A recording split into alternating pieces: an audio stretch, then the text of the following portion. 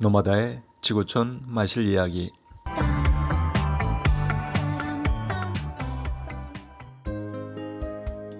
오늘은 유럽의 도로주행과 운전하다 보면 만나는 비넷에 대해 이야기해 보겠습니다. 19년 전 처음 유럽을 자동차 여행할 때 제 나름 믿는 것이 있었습니다. 유럽의 교통 시스템과 문화는 우리보다 나을 것이다 라는 믿음이었는데요. 실제 유럽의 운전 문화는 우리나라보다 여유롭고 안전했습니다. 직관적인 교통표지만큼 인류에게 보편적인 이미지가 또 있을까 싶습니다. 교통표지판을 잘 살피면서 몇 가지 주의점만 기억하시면 유럽에서도 어렵지 않게 운전할 수 있습니다. 우리와 다른 점이 있다면 교차로에서 우회전할 때도 우회전 신호를 받아야 합니다. 우리나라도 23년 1월부터 도입할 예정이라고 하네요. 자전거 전용 도로가 없는 경우 자전거 라이더를 배려하면서 차도를 함께 주행하는 점이나 이탈리아의 복잡한 시내에는 ZTL이라는 허가 차량 외에는 진입 제한 구역이 있다는 점은 주의하셔야 합니다. 우리는 고속도로를 지날 때 하이패스나 카드, 현금으로 통행료를 지불하잖아요. 프랑스, 스페인, 이탈리아, 크로아티아도 마찬가지입니다. 독일, 영국, 벨기에, 네덜란드, 핀란드 등은 아예 고속도로 통행료가 없습니다. 우리나라의 고속도로 운영 시스템은 이탈리아 방식을 도입했다고 합니다. 그래서 그런지 이탈리아는 우리랑 매우 비슷합니다. 현금을 낼 수도 있고 카드로 지불할 수도 있고 텔레패스 또는 ETC라고 하는 우리의 하이패스 방식도 있습니다. 하지만 여행자들은 대부분 현금이나 카드를 이용합니다. 현금으로 지불할 때는 톨게이트 정면에 보이는 모니터의 요금을 현금으로 지불하시면 됩니다. 현금을 요금함에 넣으면 거스름돈이 나오고요. 카드를 넣으면 결제가 됩니다.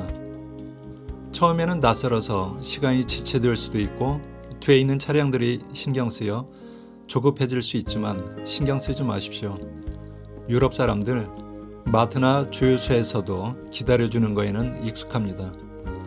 결제를 마치면 이탈리아어로 아르베데르치 또 만나요 라고 인사합니다. 비넷이라고 들어보신 적 있나요? 비넷은 통행료 지불 방식의 한 형태로 통행료를 선불로 지급한다고 보시면 됩니다. 선불로 일주일 혹은 열흘 그리고 한 달 요금을 미리 지불합니다.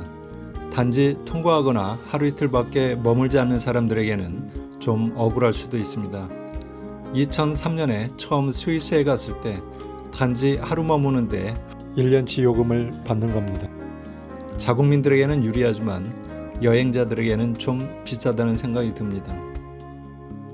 유럽에서 비넷 요금제를 운영하는 나라는 스위스, 오스트리아, 헝가리, 체코, 슬로베니아, 루마니아, 불가리아 등입니다. 국경을 통과하자마자 첫 번째 주유소부터 비넷을 판매합니다. 대개 일주일, 한 달, 1년 단위로 선불 징수하는데 비넷 티켓을 구입해서 자동차 앞에 부착하면 됩니다.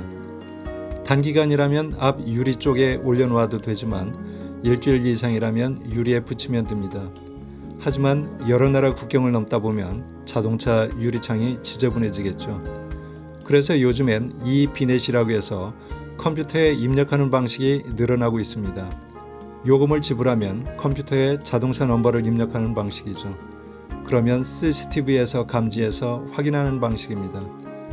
그런데 이걸 모르거나 기간이 초과해서 운행할 경우 하루만 초과해도 20만 원 안팎의 과태료를 물게 됩니다.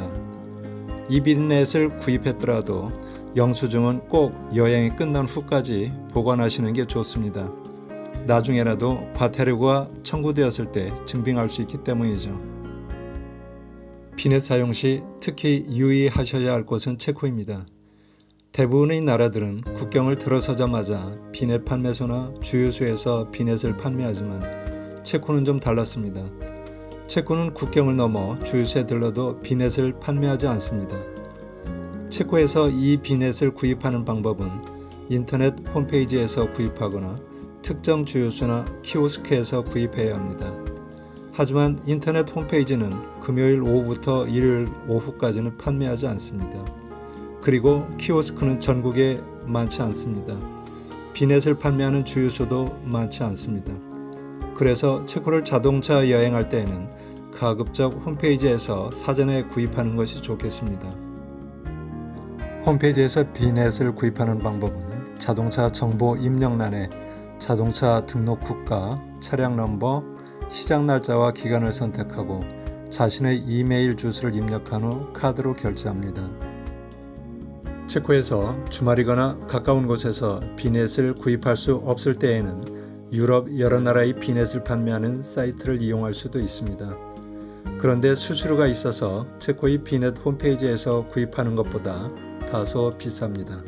참고로 자동차를 운전해서 유럽의 국경을 넘을 때 자동차 등록증을 제시하라는 경우가 있습니다. 그런데 이 자동차 등록증을 부르는 용어가 나라별로 차이가 있어 작지만 혼란스러울 때가 있었습니다. 보스니아에 입국하려는데 출입국 관리사무소 직원이 아우토 빠삐르를 달라는 겁니다. 처음 들어보는 말이라 도저히 이해할 수 없었습니다.